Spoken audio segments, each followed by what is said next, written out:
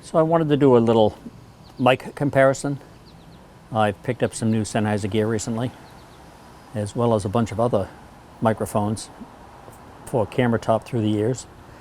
I wanted to try them out, see what they sounded like, see how bad it can sound, and see how good it can sound.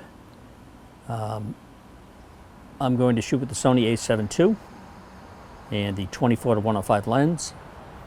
I'm going to use the onboard mic only on the Sony, and then add a couple of Rode products, and then a couple of Sennheiser products.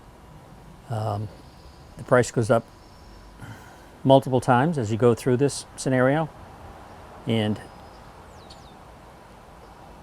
the last product I purchased in the last few weeks, the 3 mics prior to that, I purchased through the years, over the last probably 12 years. And they just keep getting better as time goes on. Hopefully this is the last one I have to buy. We've all said that before. But let's get on to the test. I should warn you that the first test is going to be with the onboard mic only, and there was some wind noise. The first test is only 30-odd seconds long. All of the files have been balanced to be the same volume. So if you can get past the wind noise, it does get better from there. Let's move on to the test. See what you think. I wanted to do a couple of tests, some different microphones with the Sony A7II. This is the onboard mic. I'm approximately 10 feet from the camera. I'm using the 24-105 lens. There's a big air conditioning unit running in the background from one of the buildings. Traffic going by. And just the onboard mic, so it's going to sound pretty terrible. I will boost it and post and try to clean it up just a hair, but you'll be able to see just how terrible this is. Let's move on to the next mic. So the next test is with the Rode VideoMicro mic. It's a very simple mic, runs off the power from the camera, the A7II.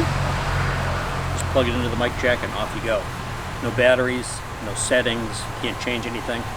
The only thing you can change is the gain on the camera itself. So you're still using the camera's preamp, which is still going to sound kind of lousy. But this should be louder and a little bit clearer than the onboard mic, which had no wind protection whatsoever. This has got a dead cat on top. So again, this is the Rode VideoMicro, and it's a $60-ish mic. Let's move on to the next test. So now I've moved on to the Rode VideoMic Pro. This is a $250 mic, somewhere between $250 and $300. The price has gone up since I bought this a number of years ago. This particular model has a lithium battery in it, rechargeable. Otherwise it takes a 9-volt. It has all kinds of settings on it. You can raise and lower the amount of input. You can add a high-pass filter. And it needs much less gain out of the camera. So I was running at 30 decibels for the gain on with no mic. I dropped it down to 24 for the VideoMicro, and with the VideoMic Pro I've just dropped it down to 12 for the gain. So I'm not using the preamp, the cheesy preamp, on the camera at the moment. So again, this is the VideoMic Pro, a Rode product, around $250. You can put this on a boom probe as well. And here comes a rather large truck, which will be picked up as well. This is more like a shotgun microphone. So I'm sure that's going to be pretty loud. We'll stop here.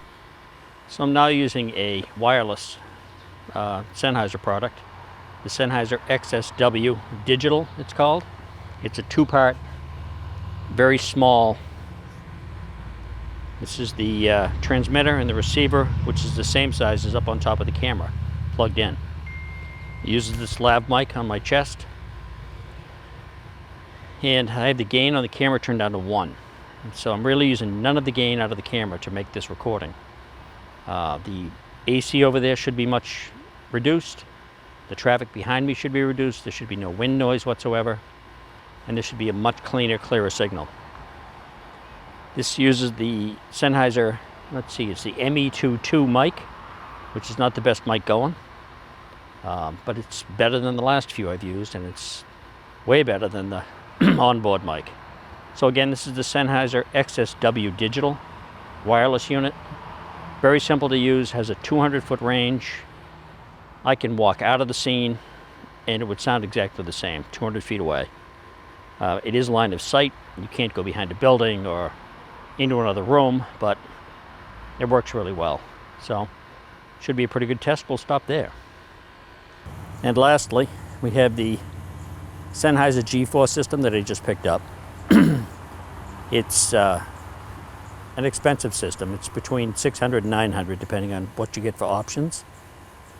It has a 300-foot range, multiple channels. It's analog instead of digital. The XSW is a 2.4 gigahertz system which can be kicked out by Wi-Fi. This can't. It's a much better system. Range of 300 feet. I could just keep walking, it'll keep going. Still line of sight, but 300 feet. And I have tested around here walking behind buildings and going out of range. It does kick out and kick back in. So that air conditioner is still running over there. There's still truck traffic going by. That should be reduced a bit. There's a big truck going by now up the road next to me, Scott's Way. The gain on the camera, again, is down to 1. That's the lowest you can turn it and still get a signal into the camera, and all of the signals coming from this Sennheiser G4 system, which also comes with a much more expensive mic. It's the ME2-II mic, NKE-2. They call it the ME2-II. It's almost 3 times as much as the mic that comes with the XSW system. It's the standard in broadcast, basically, for the Sennheiser system. That should be a good test from there. This is going to end it. I'll pull this together and we'll see what we got.